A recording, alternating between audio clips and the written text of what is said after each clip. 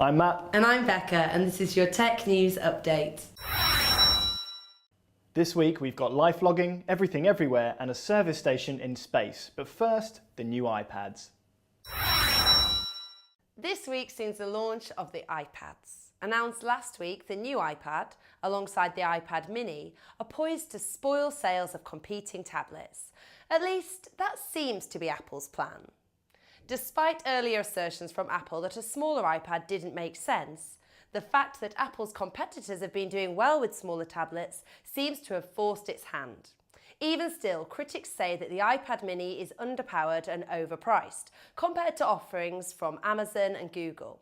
But the Apple device does have the benefit of 275,000 apps available from Apple's App Store. As other brands have been first to market with this size of tablet, it seems like an interesting measure of people's brand loyalty. Life logging is a bit of an odd pastime. It involves recording everything you do for posterity. Pioneered by Steve Mann in the 80s with wearable computers and webcams.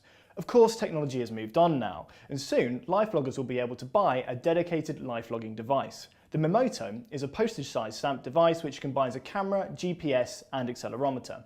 It records images every 30 seconds. The Kickstarter project has been amazingly successful, reaching its $50,000 goal on the first day. If all goes to plan, the MemoTome should ship in February next year, costing around £200.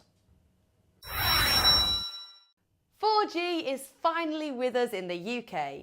EE has pipped disgruntled competitors O2 and Vodafone to the post because it was able to use frequencies that it already owned for the new service. The price of the new, faster service isn't cheap, with a paltry 500 megabytes of data costing £21 per month with a SIM-only contract. However, that does include unlimited calls and text messages. It also allows tethering, something most other providers want to charge for. Data plans go up to £56 per month for 8 gigabytes of data. It's only available in 16 cities in the UK, so our country cousins might want to wait a while before joining in, but city slickers can sign up straight away. When satellites have problems, the owners can't easily reach them for repair. It's not a matter of calling the AA or the RAC, not at the moment anyway. Engineers at NASA's Kennedy Space Center are working on building a repair satellite which would be able to assist satellites in geosynchronous orbit. Like a space tow truck, it would be able to refuel, repair or even tow troubled satellites into new positions. It's still some years away from being ready, but one day the skies could be thick with robotic repair drones like this, keeping satellites and even space stations in action. Thanks for watching. See you next week.